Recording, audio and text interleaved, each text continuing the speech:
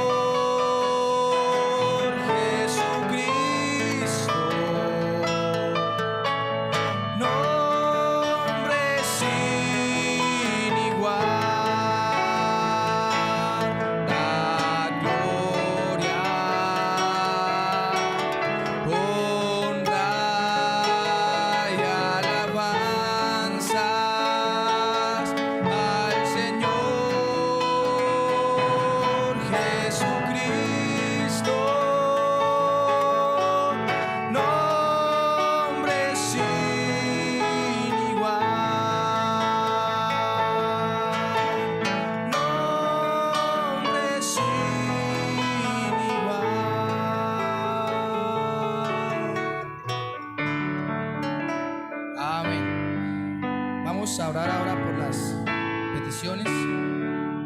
Cada uno tenemos peticiones. Vamos a acercarnos al Señor con reverencia y reconociéndolo como nuestro suficiente Salvador. Así que inclinemos nuestros rostros y vamos a orar. Señor Padre Celestial, te damos gracias una vez más por esta gran oportunidad que nos ha dado, Señor, de estar aquí en tu presencia, Señor, de venir y poder, Señor, disfrutar y deleitarnos de estos cánticos, Señor, y de tu palabra. Señor, presentamos a ti, Señor, nuestras peticiones, sabiendo que nosotros somos un pueblo necesitado, Padre. Sabemos, Señor, que tú ya has hecho todas las cosas, Padre. Sabemos que solo es creer, Padre. Así que te pedimos en esta noche, Señor, que nos ayudes, Padre, que nos dé revelación, aumente la fe, Padre, para poder ir y poseer esas puertas, Señor. Esas puertas que tú ya has vencido, Padre. Así que ponemos todos bajo tu sangre, bajo tu cuidado en esta tarde, en el nombre de nuestro Señor y Salvador Jesucristo. Amén. Me acompañan a cantar este gran cántico. Dice: hay un motivo que es de grande gozo.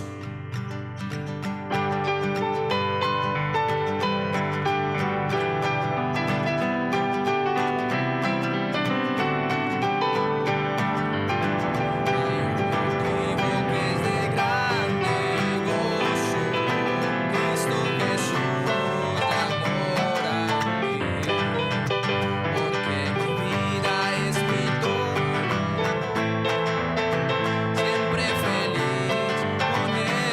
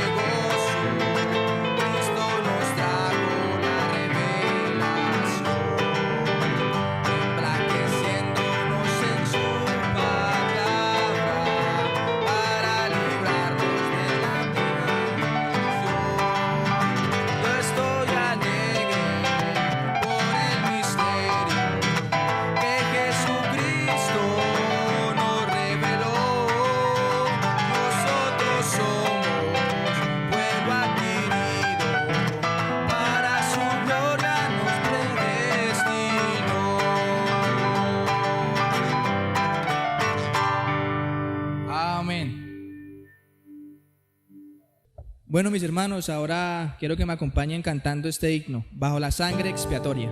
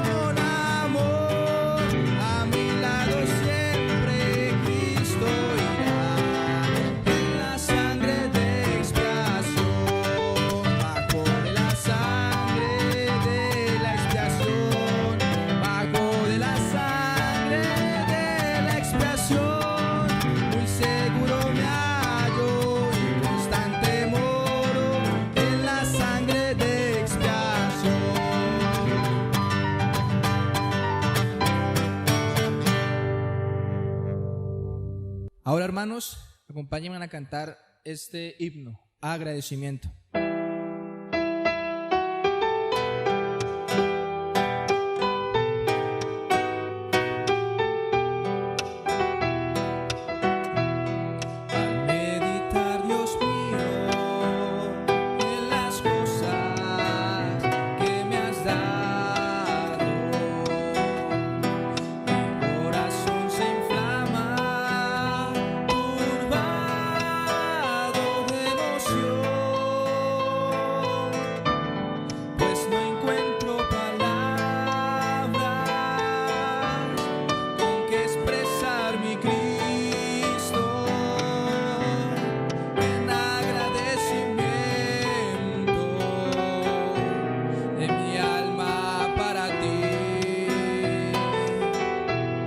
Cambiaste tú mi vida, me dices esperanza,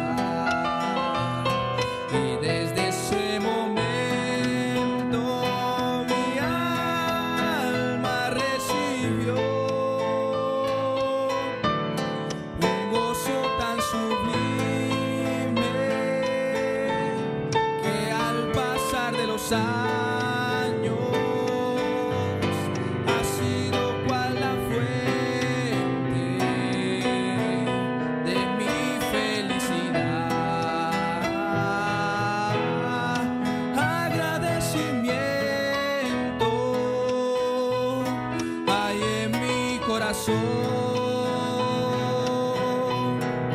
canto de alegría,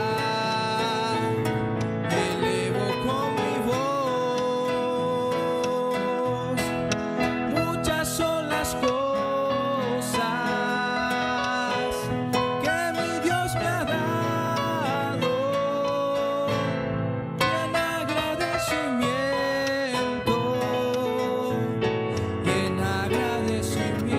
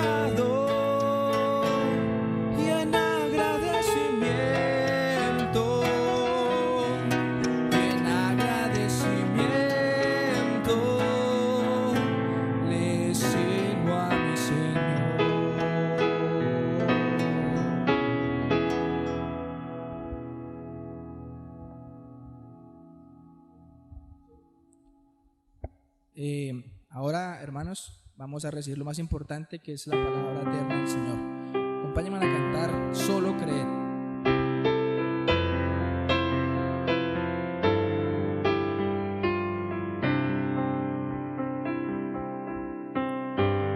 Solo creer, solo creer, todo es posible.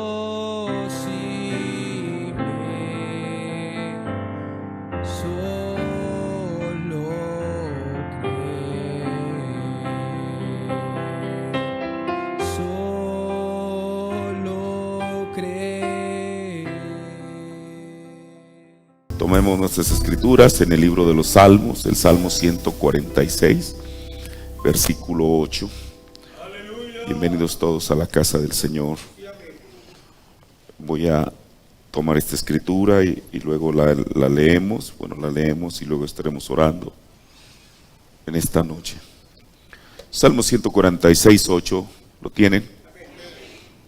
Jehová abre los ojos a los ciegos, Jehová levanta a los caídos, Jehová ama a los justos. Vamos a orar. Padre Celestial, Señor, tu palabra siempre tiene, oh Dios, algo mucho bueno para nosotros, Señor Jesús. Padre, porque ella es el alimento para nuestras almas, Señor. Ella es, oh Dios, todo para nosotros, Padre Celestial. Tú eres tú mismo, Señor, en forma de letra, como dijo tu siervo, Señor. Ahora, Dios, en esta noche te ruego, Padre, por las misericordias de nuestro Señor Jesucristo, que tú, Padre, tomes tu propia palabra, Señor, y que des, Señor Jesús, la porción a cada uno de nosotros, Señor. Tú sabes la condición en la cual venimos, Padre, y Dios, tú eres el único Dios que puedes ayudarnos, puedes alimentar nuestras almas, Señor, puedes fortalecernos por medio de tu palabra y de tu Espíritu Santo, Señor. Ayúdanos, Señor Jesús, solamente en ti esperamos, en el nombre del Señor Jesucristo. Amén. Tome su asiento. Bueno, siempre trato de ponerle un tema a lo que voy a hablar, pues para llevar una línea del pensamiento acerca de la palabra de Dios. Y en esta noche quiero llamar a este tema levantando al caído. Mire, este versículo en este salmo que acabamos de leer, el salmista está hablando de la bondad y la misericordia de Dios. Él muestra su bondad y su misericordia, como dice aquí, al levantar a los caídos. A alguien que en algún tiempo aceptó la salvación de Jesús y que por alguna circunstancia recayó.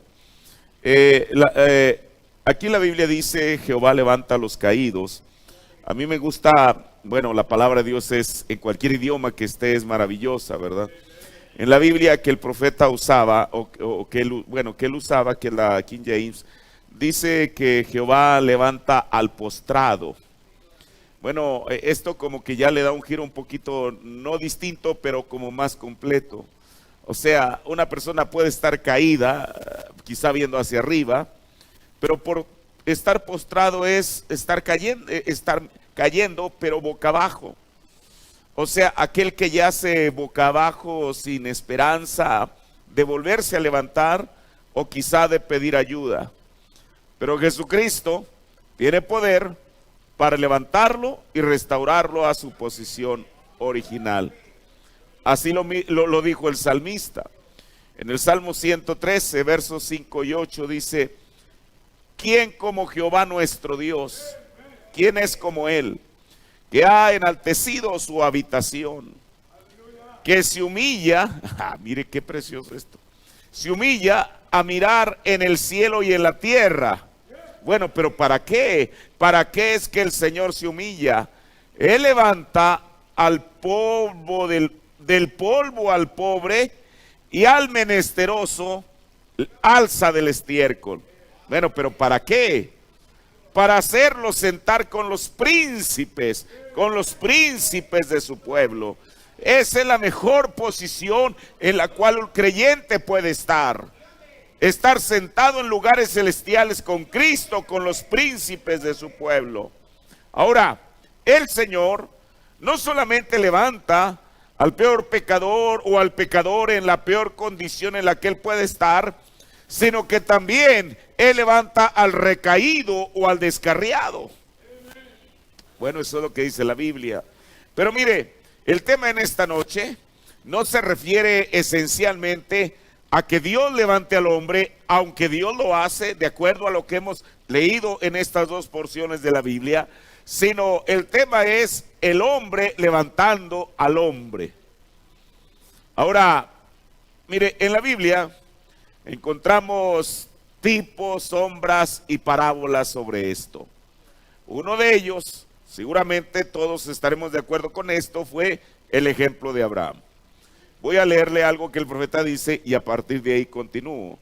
En el sermón La simiente de Abraham, predicado el 23 de abril del 59, párrafo 45, dice el profeta: ahora Abraham desempeñó el papel de un cristiano una vez más, de Cristo, saliendo en pos del hermano caído para traerlo de vuelta. Cristo salió en pos del hermano caído para traerlo de vuelta.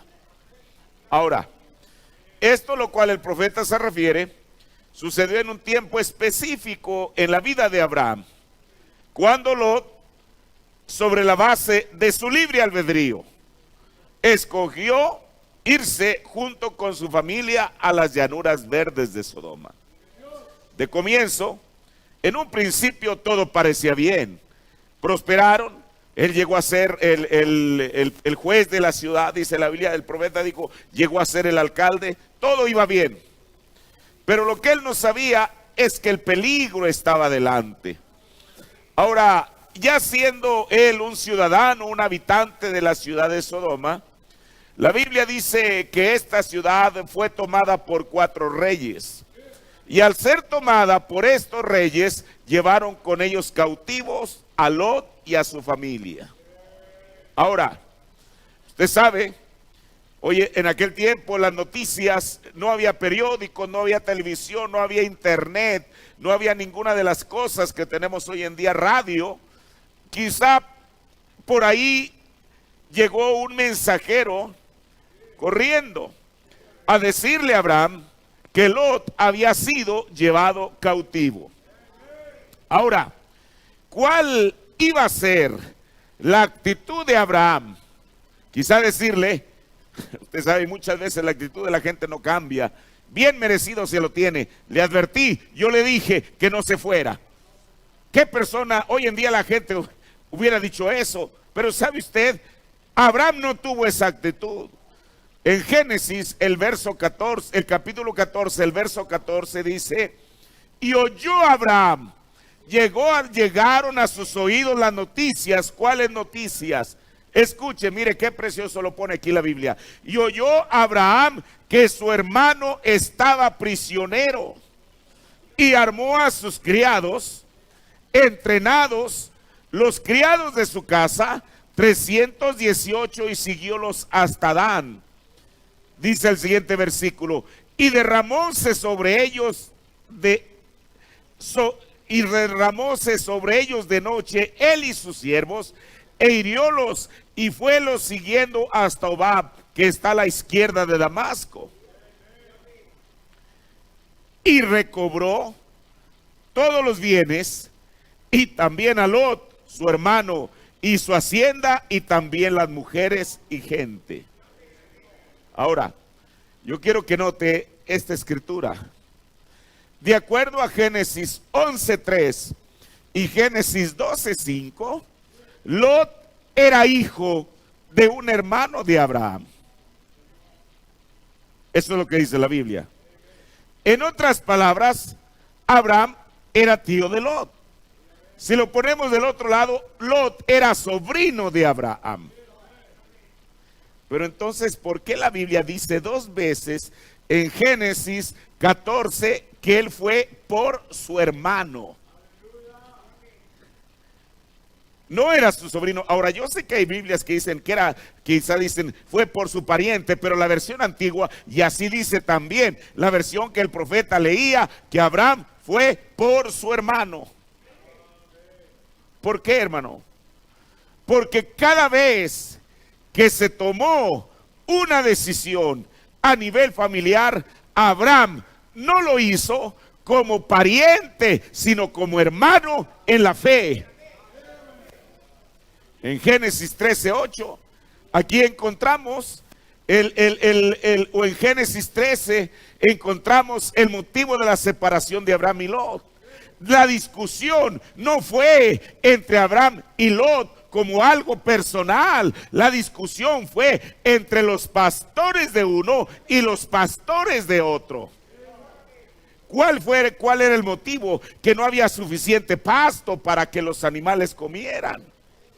Y entonces Abraham, en Génesis 13:8, él le dice a Lot: mira, no haya ahora altercado entre mí y ti, entre mis pastores y los tuyos, porque somos ¿qué? No le dijo porque somos familiares consanguíneos, lo cual lo eran, pero porque somos hermanos. Mire, el profeta dijo en Hebreos que hablando de esta escritura, él dijo: una actitud cristiana es darle al otro lo mejor del negocio. Así que Abraham mostró esta actitud cristiana. Ahora mire, si uno solamente lee como la Biblia lo dice aquí en Génesis 14, parecería que el propósito de Abraham al ir a alarmar a sus criados e ir, parecería que el propósito de él era, o el propósito principal, era recuperar los bienes. Porque lo primero que dice la Biblia, que él recobró los bienes a Lot y a su hacienda.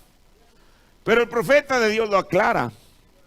En Hebreos capítulo 7, parte 1, párrafos 75 y 76, y de ahí voy al 92. Dice: cuando Abraham salió a rescatar a Lot, no salió porque él sabía que podía derrotar a los reyes y tomar todas sus posesiones. Él salió por el principio de salvar a su hermano. Hermano, ese es un buen principio, esa es una buena actitud. Ahora, pero mire lo que dice el profeta de Dios. Y cualquier ministro que es enviado bajo la inspiración del Rey del cielo no irá por dinero. No es eso lo que mueve su corazón. Ni tampoco irá para hacer grandes iglesias. Ni tampoco irá para inspirar denominaciones. Él irá únicamente con un principio, y ese es traer de nuevo a su hermano caído. Ya sea que él recoja 10 centavos en la ofrenda o no, para él no hará la más mínima diferencia. En el párrafo 96. Pero con todo, él era un hermano caído, hablando de Lot. Pero con todo, él era un hermano caído. Y Abraham hizo todo lo que pudo, lo que él pudo para recobrarlo. Mire, y en esto lo que cuenta es el principio detrás de la acción.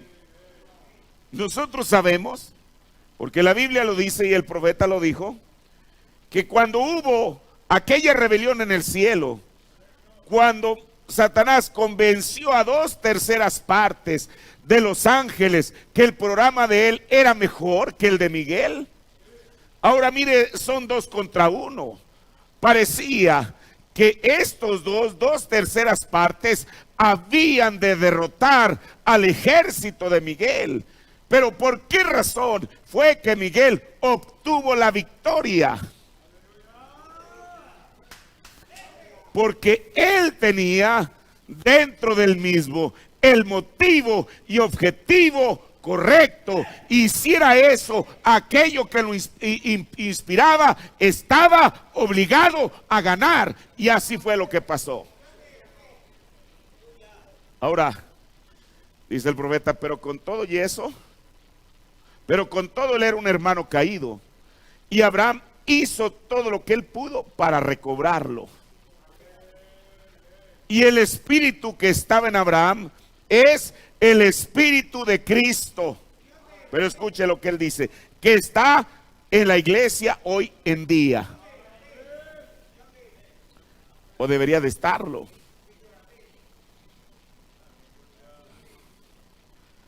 No importa lo que hizo lo que el hermano hizo, usted hará todo a su alcance para traerlo de nuevo, atraerlo a él de nuevo al compañerismo de Cristo otra vez.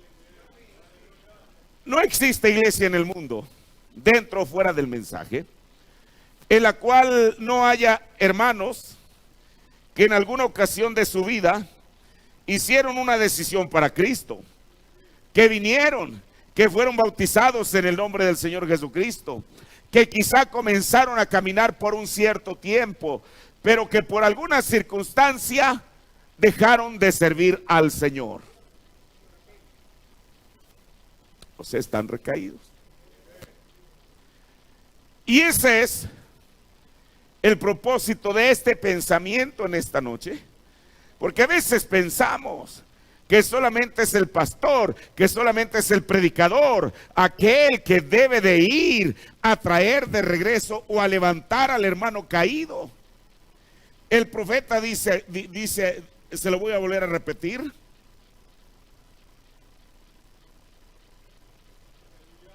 Y el espíritu que estaba en Abraham es el espíritu de Cristo que está en la iglesia hoy en día. ¿Cuál era el espíritu que estaba en Abraham? El profeta nos acaba de decir, ir y traer de vuelta al hermano caído. El destino final de cada persona solamente Dios lo sabe. Su destino eterno de cada persona solamente Dios lo sabe. Ahora, dice el profeta, y el espíritu que estaba en Abraham es el espíritu de Cristo que está en la iglesia hoy en día.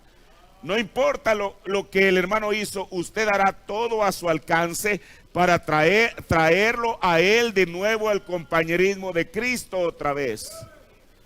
No importa lo que él haya hecho, usted se esforzará. Ahora, Abraham hizo eso. Por eso, mire, yo aclaré eso que dice la Biblia, y qué bueno que el Señor permitió que fuera escrito de esa manera.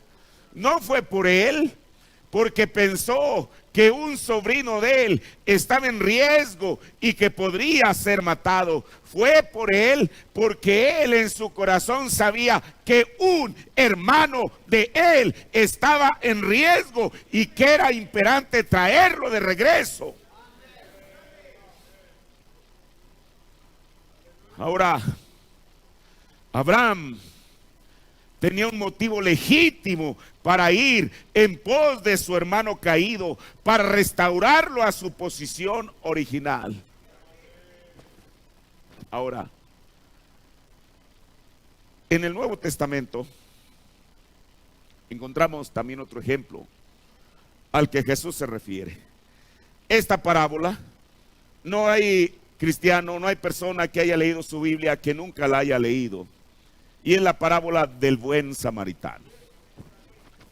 El libro de San Lucas comienza diciendo en Lucas 10, 30 al 35. Ahora, esta parábola comienza porque un maestro de la ley va con Jesús y le hace la misma pregunta que el joven rico. ¿Qué fue lo que hizo el joven rico? Llegó a él, se inclinó hacia él, se arrodilló ante él y le dijo: maestro, bueno, ¿qué haré para poseer la vida eterna? Ahora este era un joven, era un laico, pero este de Lucas 7 era un maestro de la ley. Y le dijo: Señor, ¿haciendo qué cosa poseeré la vida eterna? Jesús le dijo lo mismo: bueno, tú conoces la ley. Y la ley dice que primero debes de amar a Dios sobre todas las cosas y segundo a tu prójimo como a ti mismo. Ahora, aquel hombre, dice la Biblia, queriéndose justificar, o sea, haciéndose el desentendido, le pregunta a Jesús: Señor, ¿quién es mi prójimo? Como hemos dicho, Jesús le pudo haber dicho: tu prójimo es tu próximo, aquel que está sentado junto a ti, ese es tu prójimo. Sin embargo, Jesús lo ilustra a través de una parábola, que esa parábola ha sido leída. Y yo quiero decir algo, no creo que solamente haya sido leída, sino que ha sido aplicada por alguien en alguna parte y en algún tiempo cuando esto es requerido. ¿Qué comienza diciendo la parábola? Y respondiendo Jesús dijo: un hombre descendía de Jerusalén. Mire, Jerusalén está a 800 metros sobre el nivel del mar. O sea, no está muy alto, pero solamente para ver el sentido de lo que Jesús está diciendo, que nosotros no hubiéramos encontrado el sentido a lo que Jesús dice si no hubiera sido por lo que el mensajero dijo. Un hombre descendía de Jerusalén. O sea, ¿qué es descender? Es bajar. Para bajar es porque algo tiene que estar arriba y se tiene que ir en descendencia. Jerusalén está a 800 metros sobre el nivel del mar. Pero este hombre que descendía, que venía bajando de Jerusalén, ¿a dónde iba? ¿Cuál era su destino?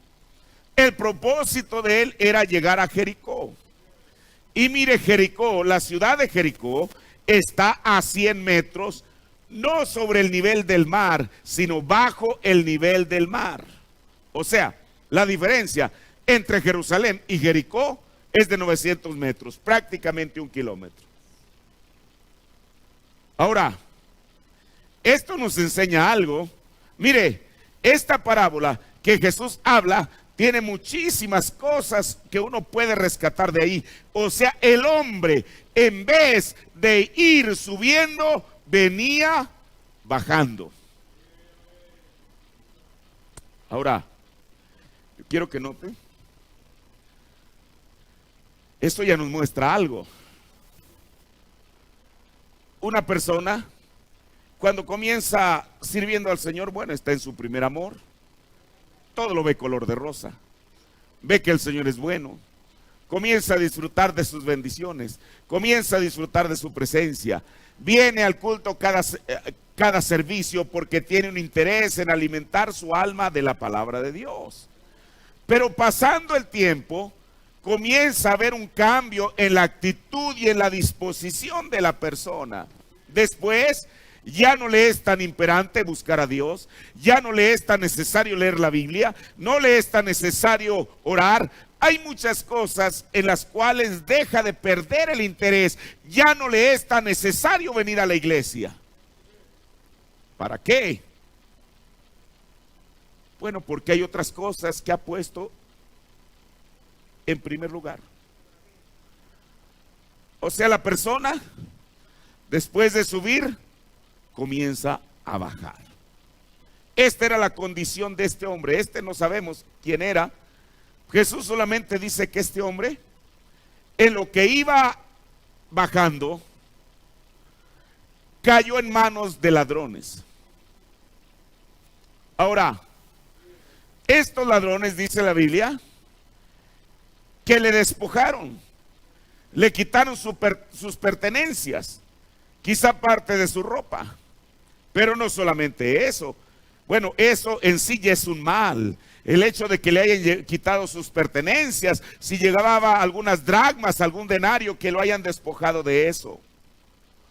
Pero dice la Biblia que le hirieron.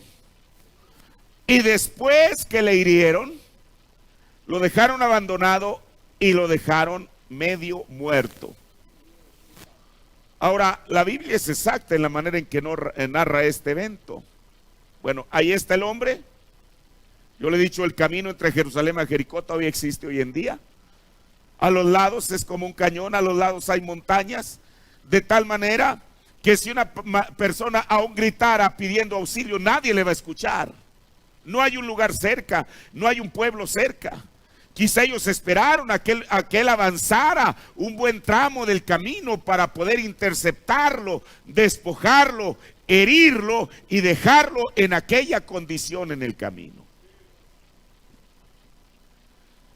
Bueno, quizá ese camino no era, pues era transitado seguramente, porque en el siguiente versículo nos dice la Biblia que descendió un sacerdote por aquel camino y viéndole se pasó de un lado. Uno. Asimismo, un levita llegando cerca de aquel lugar y viéndole se pasó de un lado. Dos. Mas un samaritano que transitaba, viniendo cerca de él y viéndole, fue movido a misericordia. Mire, estas palabras de ser movido a misericordia aparecen 3 veces en la Biblia. Una de ellas es cuando movido a misericordia, dice la Biblia, ¿verdad? Una de ellas es cuando Lucas mismo habla aquí en Lucas 15:20, habla del hijo pródigo. Cómo es que su padre al verlo fue movido a misericordia y lo recibió. La otra ocasión que la Biblia menciona movido a misericordia es cuando la Biblia habla de 2 deudores, que Jesús mismo habló de esa parábola, donde un individuo le debía una gran cantidad a su acreedor. Él sabía que no era humanamente posible pagarle. Mire, creo que en una ocasión ya hablamos acerca de eso, nada más para que usted vea la diferencia. Aquel hombre, dice la Biblia que le debía 10,000 talentos. 10,000 talentos, para resumirlo, son 6 millones de salario. Escuche, si lo tradujéramos este día, y aquí el salario son 100 pesos diarios, por decirlo así, solamente para redondear la cantidad. Entonces, aquel hombre, ¿cuánto le debía? 600 millones de pesos. Una persona común se necesitarían varias vidas para poder reunir esa cantidad. Pero entonces, él, sabiendo que no podía pagar esa cantidad, va y le ruega a aquel que le debía: ten misericordia de mí. Quizá él le dijo: te lo voy a pagar. Bueno, la intención era buena, pero para fines prácticos no iba a poder hacerlo. Y entonces dice la Biblia que aquel hombre fue movido a misericordia y agarra el pagaré que le había firmado y lo hace pedazos y lo deposita en el cesto de la basura. Perdonado. Hermano, aquel hombre respiró profundo, se limpió el sudor y dijo: casi he vuelto a nacer. Pero resulta que a quien se le perdonó esa deuda, a él le debían 500 denarios. O quizá era otra la cantidad. Permítame para no... 100 denarios. ¿Qué escritura le dije aquí? Bueno, a él le debían 100 denarios, hermano. 100 denarios son 100 salarios mínimos. 100 en cantidad, ¿cuánto sería? Bueno, 10,000 pesos. En 3 meses los paga. Y entonces aquel que debía esa cantidad, esos 100 denarios, va y le dice a esta persona, o más bien al que se le acababa de condonar la deuda, que era impagable, va y busca al que le debe a él y casi lo asfixia. y le dice: me vas a tener que pagar mi dinero. Y aquel hombre le rogaba diciendo: sí, yo te lo pago, sí, pero no, ahora mismo quiero mi dinero. Y cuando el acreedor, al que le había perdonado la deuda de 6 millones de, ¿qué le dije?, de denarios, se enteró. Dijo: oye, si yo tuve misericordia de ti, que me debías más, miles de veces más, ¿tú por qué no tuviste misericordia de aquel? Ahora, en esas 3 veces se usa la palabra movido a misericordia. Porque dice la Biblia que un samaritano que transitaba, viniendo cerca de él y viéndole, fue movido a misericordia. Bueno, el ser movido a misericordia le demanda una acción. Cuando el padre del hijo pródigo fue movido a misericordia, lo recibió sin reclamarle nada. Hermano, mejor el miembro de iglesia se indignó y dijo: padre, yo he estado siempre aquí, martes, viernes, domingos, y a mí nunca me has matado un becerro, ni me has dado un anillo, ni me has dado una vestidura nueva. Y le dijo a su padre: es verdad, pero este hombre estaba perdido y fue encontrado. Eso es tremendo, hermano. Ahora, el otro hombre que fue movido a misericordia, al que le debían aquella cantidad impagable, el ser movido a misericordia le demandó una acción. ¿Cuál fue? El perdonarle la deuda. Ahora, si este buen samaritano, bueno, la Biblia dice solamente que es un samaritano, nosotros decimos fue buen samaritano por la buena acción que hizo. El hecho de que él, al ver al mismo personaje que ya había visto tanto el sacerdote como el levita, fue movido a misericordia, eso demandaba una acción de él. ¿Y cuál era? En el verso 34 dice: y llegándose, vendó sus heridas, echándoles vino, aceite y vino, y poniéndoles sobre su cabalgadura, le llevó al mesón y cuidó de él.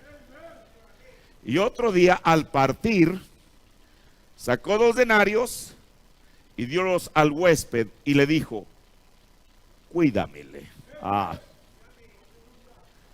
Esta palabra cuídamele vale demasiado.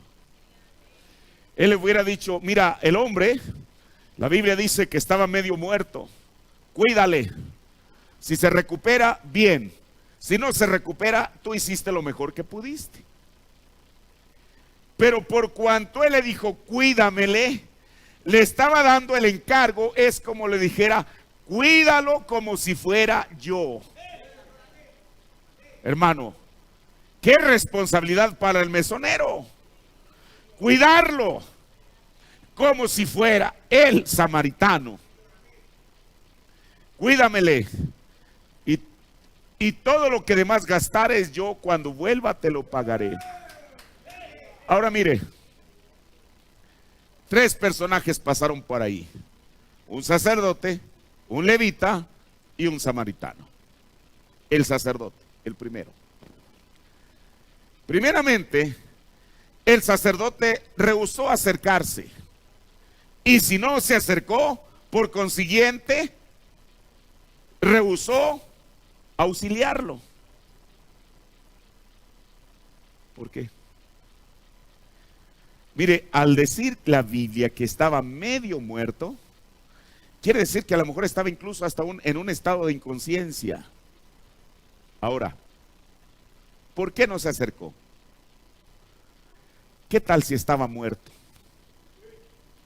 Recuerde, era un sacerdote, y a él la ley le prohibía acercarse a un difunto. Números 19:11.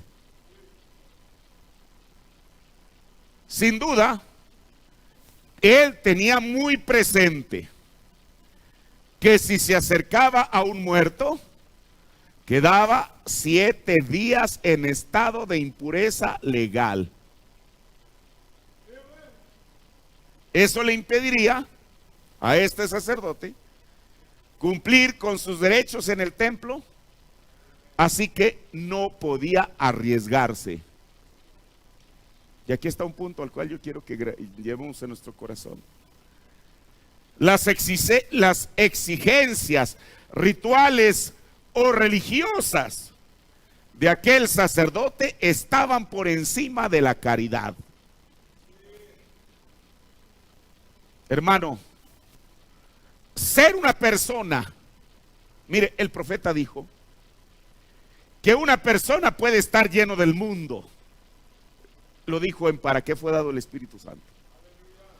Una persona puede estar llena de vicios. Dijo, pero la peor persona que existe es aquella que está llena de religión.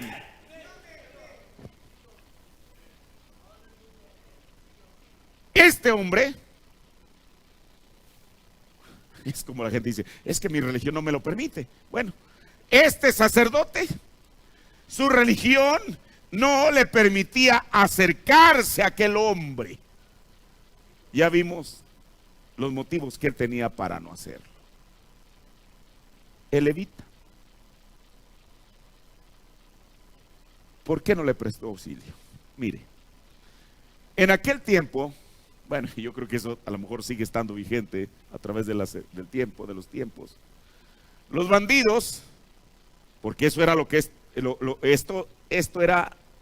esto eran aquellos que dejaron al hombre medio muerto, eran bandidos, ladrones. En aquel tiempo los bandidos usaban un pretexto así, digámoslo de esta manera.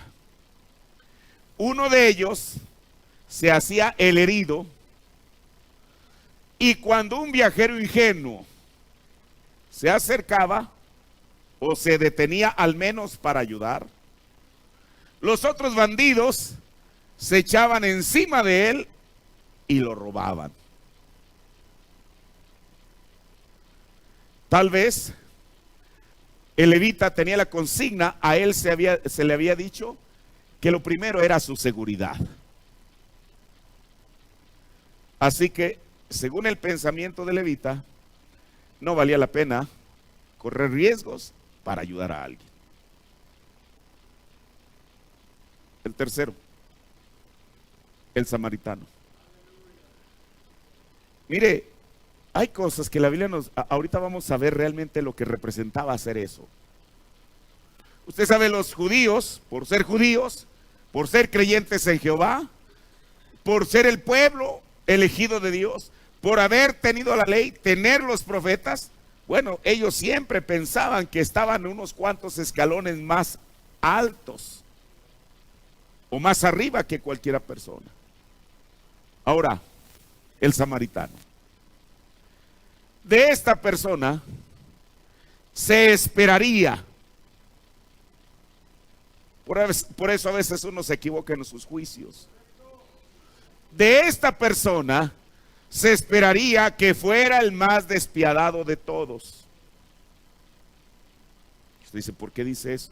Mire, en los tiempos de Jesús, el ser llamado samaritano no era solo por vivir en la región de Samaria o por pertenecer a esa raza. En tiempo de Jesús, el decirle samaritano a alguien era un mote despectivo hacia alguien. Y usted dice, ¿y usted cómo tiene la certeza de eso? Porque los judíos lo usaron para llamar así a Jesús. Hermano, los judíos sabían de sobra que Jesús mismo era judío. Jesús no era un desconocido. Para que de pronto llegara un hombre, un forastero, no sabemos de dónde viene, y entonces ellos quizá casualmente le hubieran llamado un samaritano, pero no. En San Juan 8:48, mire qué tremendo. Respondiendo entonces los judíos le dijeron. Ahora, si usted nota, San Juan 8 es un capítulo de la Biblia en el cual, bueno, comienza con una mujer que fue tomada en adulterio. Y usted sabe la peor humillación que Jesús les pudo haber hecho, y yo no creo que lo hizo porque Jesús lo hiciera con maldad, sino ante la insistencia de ellos. Ahora, como hemos dicho, ellos solamente trajeron a la mujer, pero ¿qué del esposo? La traen, todos sabemos la historia. Jesús está escribiendo y ellos sí le insisten que él dé su veredicto, porque ellos dijeron, la ley de Moisés nos dice. Bueno, si la ley de Moisés les dice, hagan lo que dice la ley de Moisés. ¿Para qué la traían a Jesús? El asunto es este. Ahora, mire, yo he escuchado a personas que dicen, y yo sinceramente no lo creo. ¿Por qué? Porque ni lo dice la Biblia ni el profeta lo dijo, que Jesús estaba escribiendo los pecados de ellos. Bueno, para mí es una versión muy embellecedora, pero la Biblia no dice eso. ¿Qué estaba escribiendo? Nadie sabe. Pero bueno, él seguía y ellos insistiéndole. Por fin lo indignan y dice, ok, caballeros, está bien. El que esté libre de pecado, arrójele la primera piedra. Y dice la Biblia que la conciencia, que fueron redargüidos por la conciencia. Si una persona no tiene el Espíritu Santo en su corazón, al menos tiene una conciencia. Y la conciencia siempre va a ser una alarma que se va a estar prendiendo y apagando para advertirle. Para ellos, esa fue una humillación que les hizo. Y dice la Biblia que desde los más jóvenes, aquellos que ya habían entrado a la edad de la responsabilidad, ¿se acordaron de lo que habían estado viendo anoche en internet? Los más viejos. Y entonces, de puntitas, mire, como los gatos, sin hacer ruido. Uno y otro y otro y otro. Hasta después de un rato, Jesús voltea. Dice, hey, ¿dónde están aquellos? No, pues todos se han ido. Bueno, ¿qué hizo Jesús para que se fueran? Les dijo algo que solamente ellos sabían. Y dijo, ni yo te condeno. Ahora, escuche. Aquí hay algo importante, hermano. Para ellos era una humillación eso. Después, Jesús, más adelante, les está hablando que la verdad los iba a hacer libres. Y usted sabe, ellos siempre tienen un as bajo la manga. No. Nosotros no somos siervos de nadie. Somos simiente de Abraham. Y entonces Jesús les dice, no se equivoquen. Ustedes genéticamente sí son hijos de Abraham, pero son simiente de la serpiente. Mire, el profeta Dios dijo, y eso es verdad, que hay dos libros que Satanás odia, Génesis y Apocalipsis. Ahora, todos sabemos lo que pasó en Génesis. Pero entonces, y ellos quizás razonaron y dijeron, ¿por qué tenían armas para defenderse? No somos simiente de la serpiente, porque nosotros no nacimos de fornicación, así como Caín. ¿O no fue eso? Nosotros no. Les dijo, está bien, quizá pueden trazar una línea genealógica y todos sus padres, los abuelos, los tatarabuelos, etcétera, quién sabe hasta dónde han venido. La descendencia ha venido dentro de los lazos del santo matrimonio. Pero les dijo, ¿saben qué? Si ustedes se acuerdan, la primera simiente de la serpiente que hubo fue un homicida, mató a su hermano. Y ustedes quieren hacerme lo mismo. Y si nos vamos más atrás, el padre de la simiente de la serpiente le contó una mentira a Eva.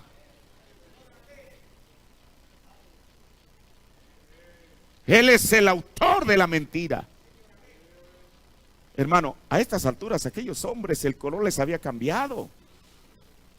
Ya estaban rojos, pero no de pena, sino de ira. En un mismo capítulo se habían llevado 1, 2, 3 reveses. ¿Y sabe cómo se desquitaron? Juan 8:48. Le respondieron entonces los judíos y dijéronle: ¿no decimos bien, tú eres samaritano y tienes demonio? Oiga, ¿cómo? Acababan de descubrir que Jesús era de Samaria. Claro que no. Ni Jesús vivía en Samaria, nunca vivió en Samaria, ni tampoco era de esa raza. Pero ellos asociaron. Mire, yo creo que era una manera de ofender a Jesús, o al menos es lo que ellos pensaron. Eres samaritano, tienes demonio. ¿Por qué asociaron eso? De ser un endemoniado con ser un samaritano. Porque ambas palabras tenían el mismo efecto despectivo, para ofender. Ahora, pero mire, usted dice, ¿y cómo sabe que esa palabra en ese sentido era ofensiva?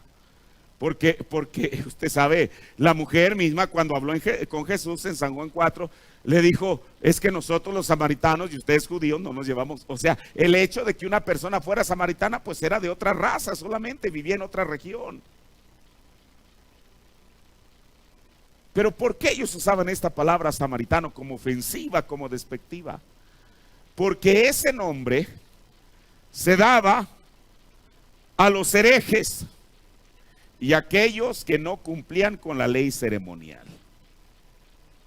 Entonces, por eso es que se esperaría que este samaritano, y mire, nosotros estas cosas hoy en día las podemos entender, pero en el tiempo de Jesús las entendían mejor. Imagínense usted, aún a Jesús, dándole el crédito, no a un judío. Él nunca dijo, bueno, no solamente no le dio el crédito a ningún judío, sino que Jesús, cuando se refiere al sacerdote, le dijo: sí, el guía que ustedes tienen lo vio y se fue de largo. El levita, aquel oficio, aquel hombre lo vio y se fue de él. Entonces imagínense que él le dé el crédito a un samaritano con el concepto y cómo ellos usaban esa palabra. Ahora, recuerde, era un maestro de la ley con el que Jesús le está explicando cuál era su prójimo. Ahora, por eso, al final Jesús nunca le contestó quién era el prójimo, sino más bien Jesús le preguntó: de estos tres, ¿cuál es el prójimo? Dos palabras hubieran arreglado el asunto: el samaritano. Pero ¿sabe usted qué hizo el judío?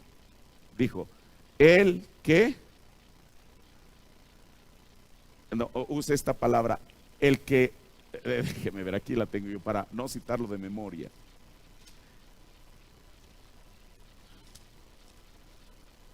¿Quién es tu prójimo? El que usó con él de misericordia. 7 palabras cuando con 2 hubiera solucionado el asunto. Pero ¿sabe usted por qué no lo hizo? Por la soberbia de no querer reconocerle el mérito a alguien que ni era de su raza y que ni era de su religión, y en el concepto que ellos tenían a los samaritanos. Ahora, pero estudiemos un poquito a este samaritano. Primeramente, hay 2 cosas interesantes respecto a él. La primera, y quiero mencionar de esta manera: él tenía buen crédito. O sea, ¿a qué me refiero con esto? Que el mesonero estaba dispuesto a fiarse de él, o sea, a confiar en él. ¿Sabe qué? ¿Por qué? Se lo dejó, cuídamele, y cuando yo venga, ¿qué tal si no regresaba? Y lo dejaba con la cuenta del hospital.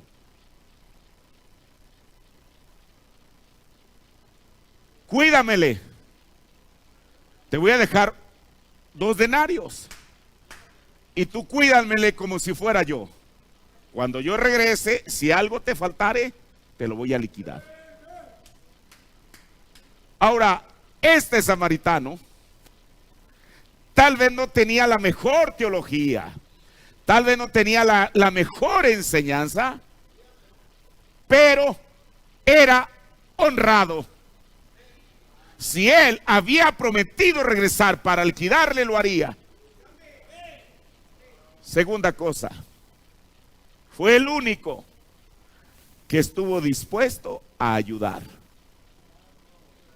Quizá para los judíos era eso un samaritano, con lo que ya vimos. Era un hereje. Pero lo más importante es que tenía amor en su corazón. El profeta dice en el sermón El Cordero y la Paloma, predicado el 25 de marzo del 57, párrafo 3.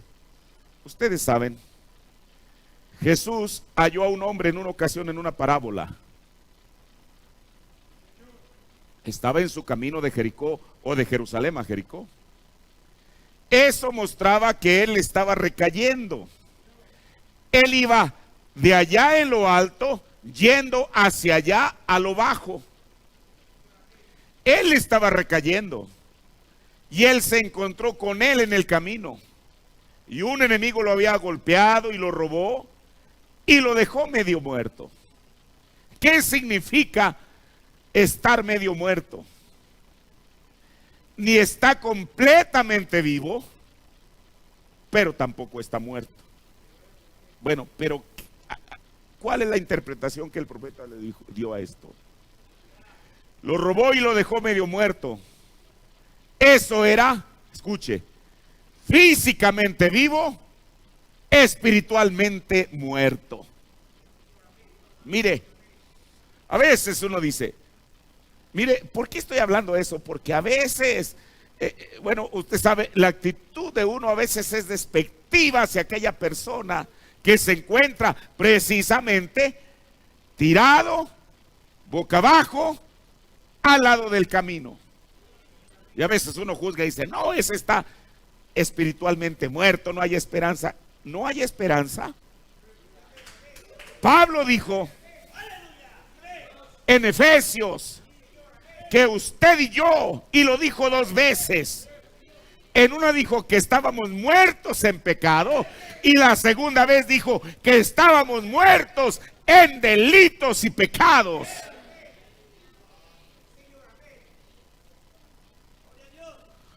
Pero Él nos dio vida, dijo Pablo. Así que no importa si esta persona estaba espiritualmente muerta. Todavía había un samaritano que a través de una terapia podía restaurarlo a su condición original.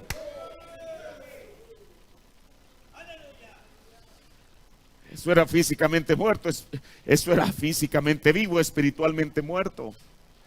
Así que los sacerdotes y los levitas y demás lo pasaron.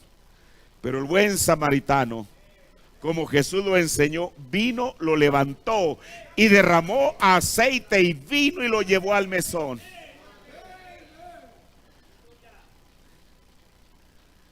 Miren, es maravilloso. Derramó aceite, el bálsamo, el ungüento del Espíritu Santo, pero también derramó vino. Hemos dicho, el vino contiene alcohol. Y mire, muchas veces para poder ayudar en la sanidad de la persona se le tiene que decir la verdad, aun cuando ésta duela. Ese alcohol, ese vino, iba a ayudarle a que las heridas no se infectaran.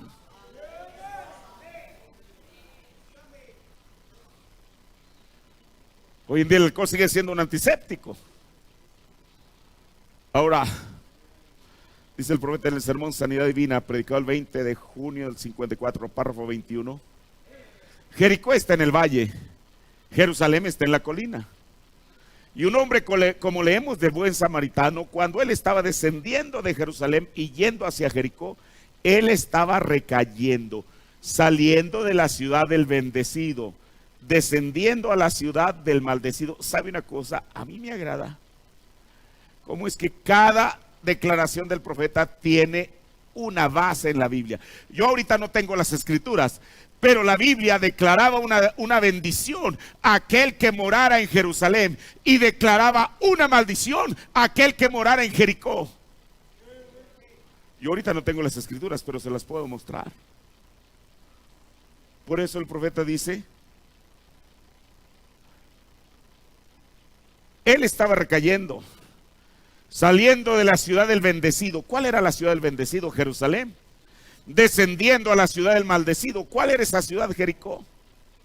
Y ahí es cuando él cae entre ladrones y fue despojado, herido y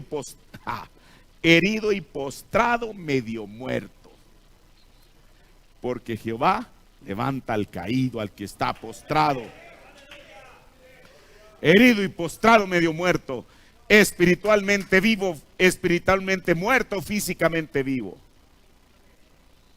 Ahora, el buen samaritano le vendó las heridas. Si nosotros tenemos una concordancia en español y buscamos la palabra heridas, a ver a qué versículos de la Biblia nos lleva, nos va a llevar a muchos versículos.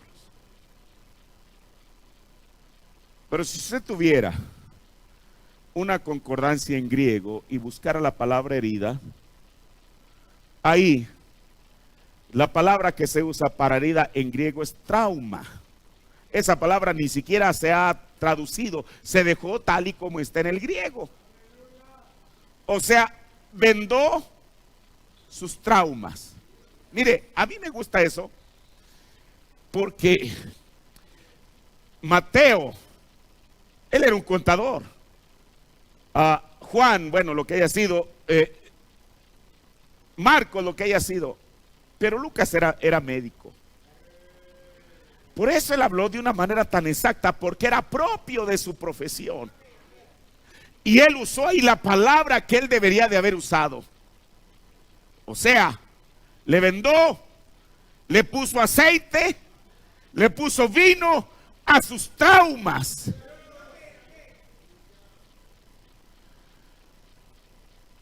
El bálsamo para suavizarlas y el vino para evitar que se infectaran.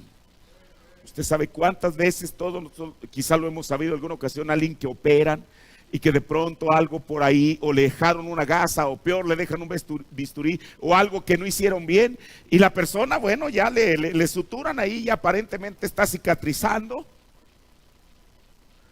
pero de pronto la persona comienza a tener síntomas. Lo primero que comienza a tener es fiebre. ¿Por qué? Porque la fiebre es causada por una infección.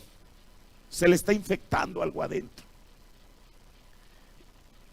Y no importa si la segunda herida o la segunda incisión es más dolorosa, se va a tener que hacer por el bien de la persona.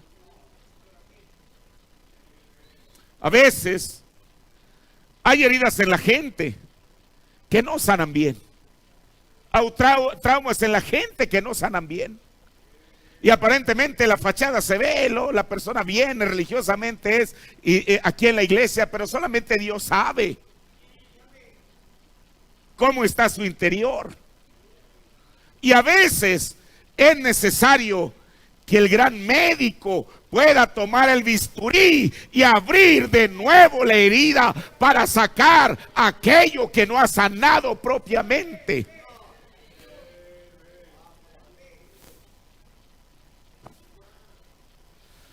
Ahora, después de aquella terapia, porque eso fue, lo dejó a cargo del mesonero y le dijo que cuidara de él. Ahora, esto que hemos hablando hemos estado hablando tanto de Lot como de Abraham, o de Abraham, y la parábola del buen samaritano.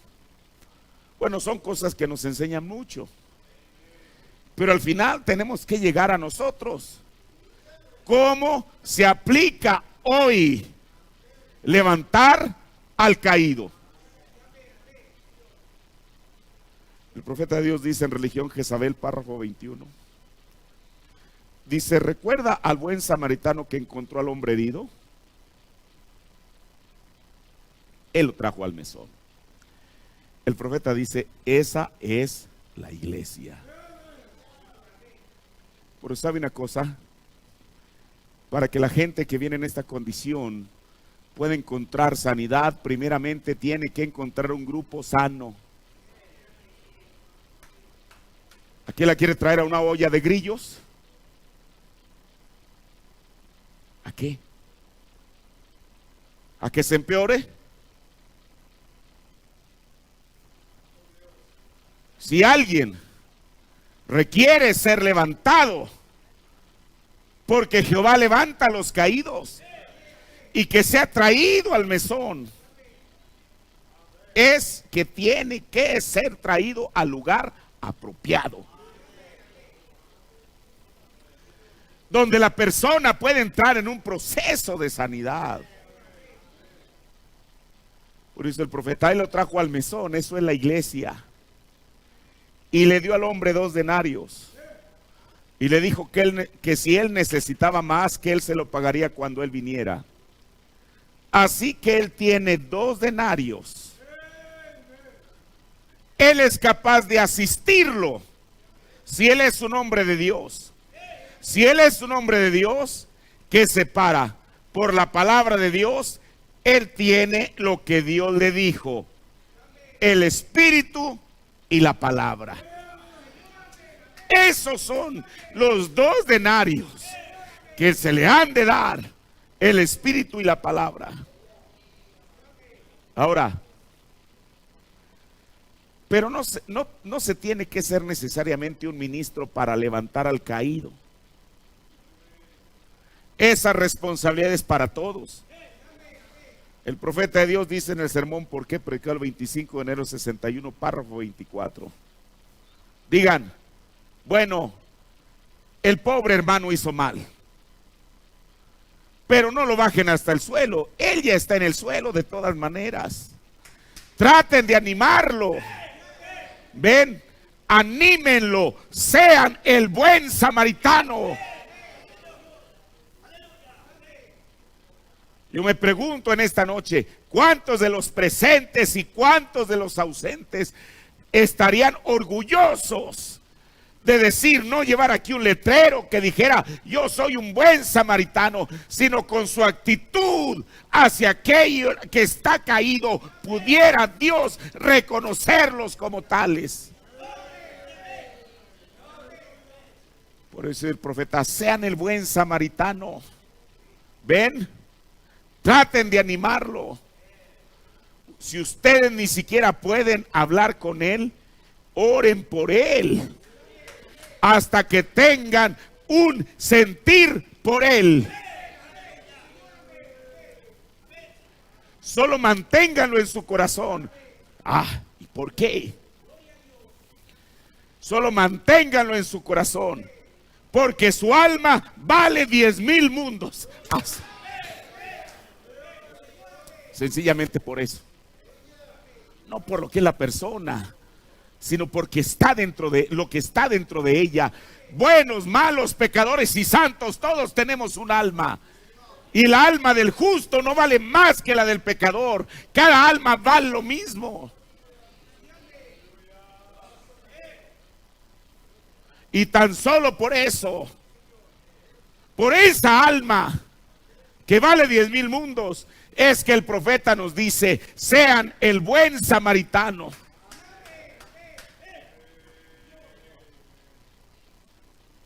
Mire, aquella parte de la Biblia que cuántas veces hemos leído en Eclesiastés, el capítulo 4, donde dice que mejor son 2 que 1. Dijo, porque siendo dos, se hace frío, se calientan el uno al otro. Así dice la Biblia. Pero no solamente eso. Dice en Eclesiastés 4:10, porque si cayeren, el uno levantará a su compañero.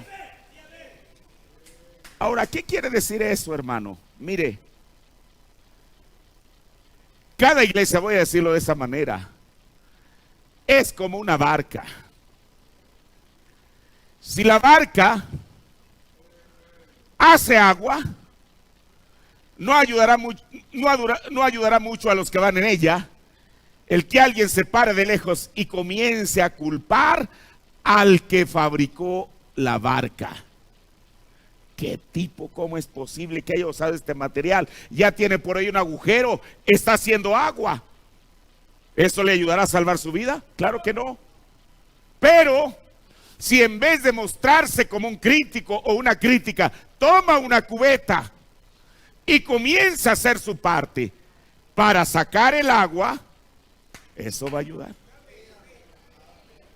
Ahora, ¿por qué? Por eso dice la Biblia que si cayeren, el uno va a levantar a su compañero.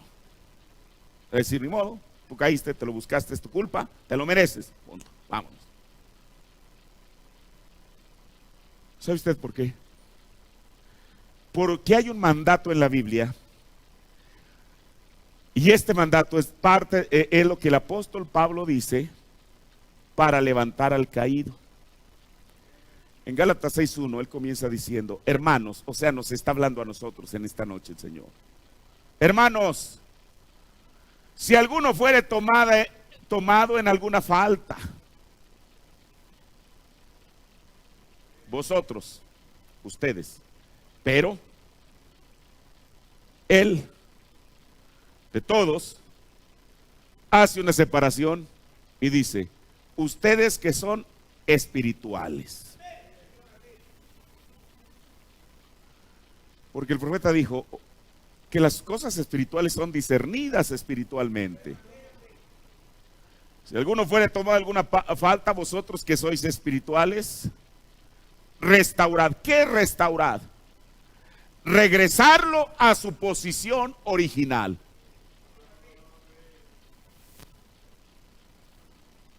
Mire, en esto, a veces parece que la gente no está muy convencida.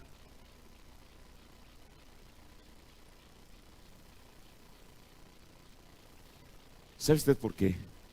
Y aún a nivel global, a nivel general, a veces la gente, en vez de querer restaurarlo al caído, se alegra ante su desgracia. Y aunque no lo expresan con los labios, en su corazón sienten una satisfacción. Uno menos. Y eso pasa también a nivel iglesias. Viene una desgracia en una iglesia y la gente respira profundo. Qué bueno. Por eso el apóstol Pablo dijo, ustedes que son espirituales, restauren, regrésenlo a la condición original, a esa persona con el espíritu de mansedumbre. ¿Sabe usted que el domingo hablábamos que la bondad es un fruto del espíritu? Permítame decirle que la mansedumbre es otro fruto del espíritu. Y entonces el Señor dice, bueno, ¿pero por qué? Para que te consideres a ti mismo. Porque tú no seas tan bien tentado. O sea, lo que Pablo dice, aquel caído que está postrado boca abajo, restáuralo, porque tú no sabes que el próximo que va a estar postrado boca abajo y que requiera una mano de ayuda vas a ser tú.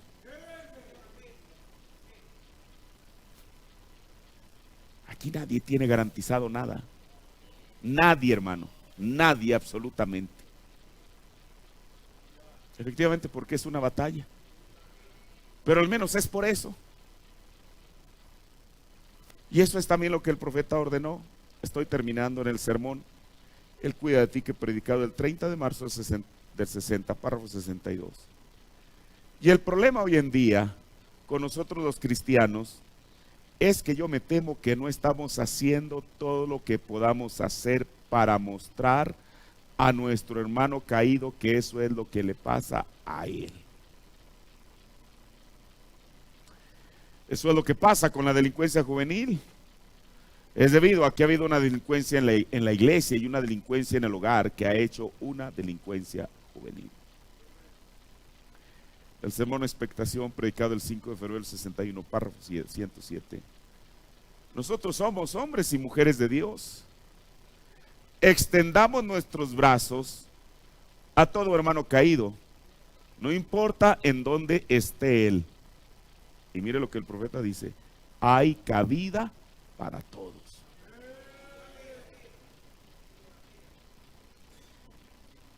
Por eso creo que no se debe tener una actitud egoísta o indiferente ante una persona en semejante condición. En la iglesia Escogiendo Ley por Gracia, predicó el 16 de marzo del 61, párrafo 44. Recuerden que el otro hermano también está tirando de la cobija para cubrirse. La cobija está bastante grande para ambos. Dios la hizo de esa manera. No tire de ella y usted se arrope y diga: muérase de frío. Ja.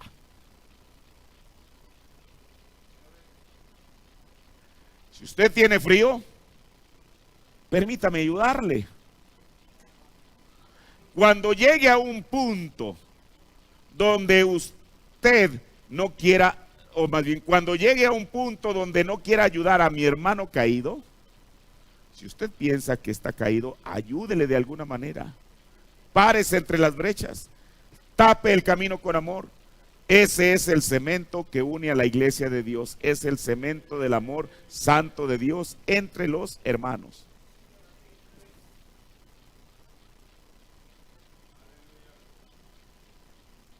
Mire, pero regresando al asunto de la persona de la cual Jesús habló en la parábola del buen samaritano, quizá la persona no estaba, digamos, plenamente consciente, hablando en sus sentidos, como cuando una persona está inconsciente o semi-inconsciente. A lo mejor para entender el por qué él estaba en esa condición. Pero quizá dentro de su corazón había un clamor. Hoy en día la persona que se encuentra descarriada o aún caída, puede ser que se lo adjudique a esto, a aquello, a lo otro y a lo otro y a lo otro.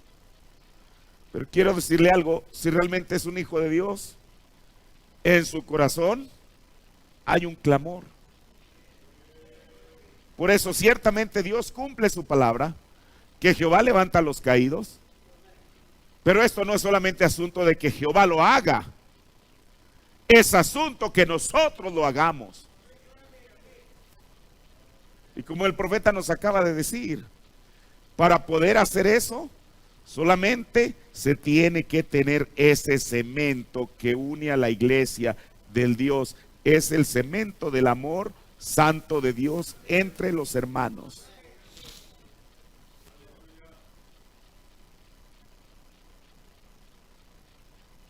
Por eso en el Salmo 55 dice el salmista 55-22, echa sobre Jehová tu carga, Él te sustentará.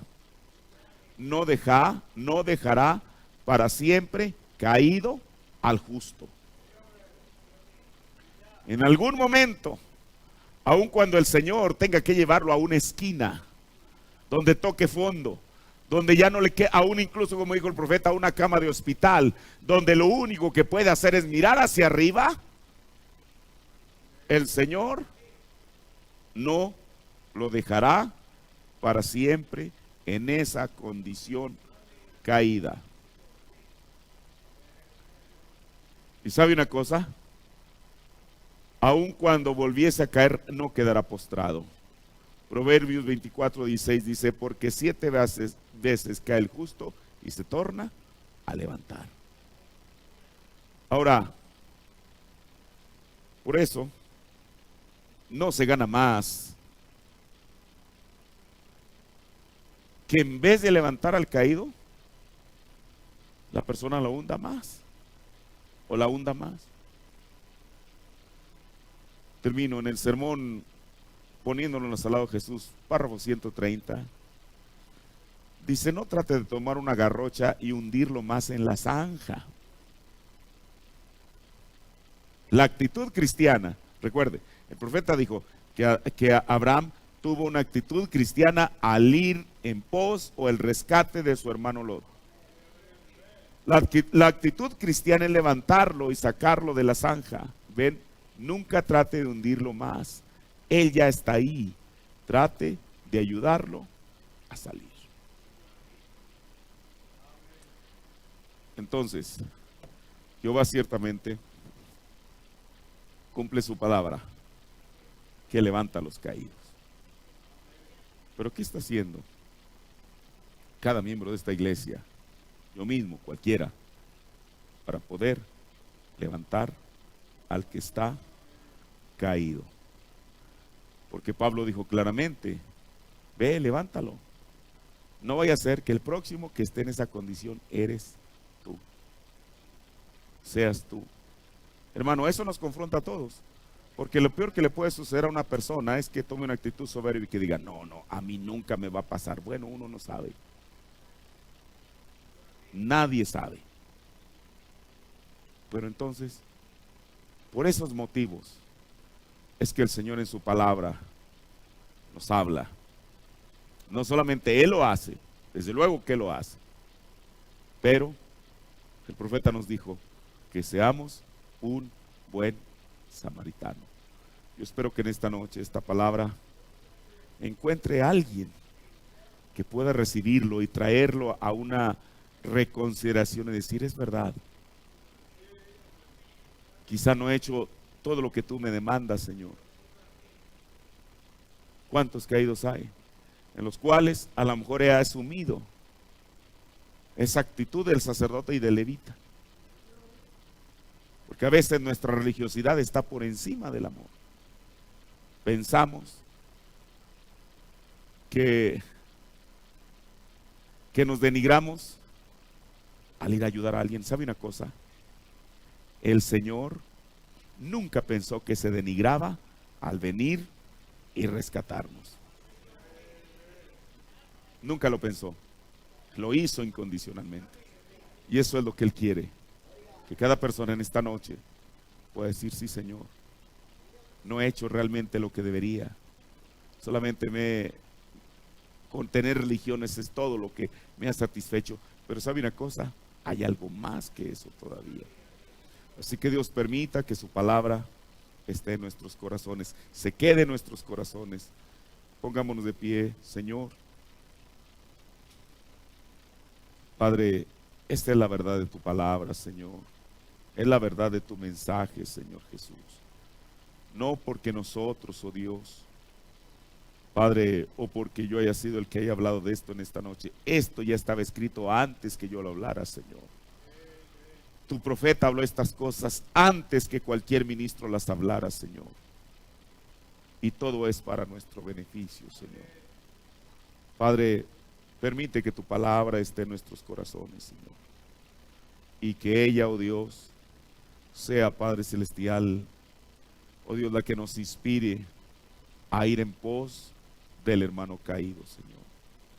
Ir en pos del hermano perdido, Señor Jesús.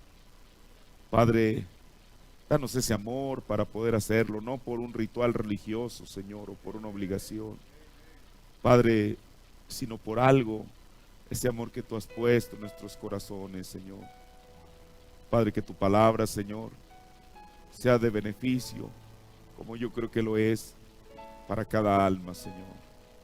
Padre, que tu palabra, Señor, Padre, nos abra más el entendimiento de esto, Señor Jesús. Lo importante que es levantar al caído, así como tú nos has levantado, Señor. Padre, que nos vayamos a nuestro hogar, Señor Jesús, con esa intención en nuestro corazón, Señor, Padre, gracias, Señor, por tu palabra. Déjala como una semilla fértil en cada corazón, Señor, en un terreno que ha sido abonado por tu Espíritu Santo, para que pueda fructificar, Señor. Gracias, mi Dios, en el nombre del Señor Jesucristo. Amén.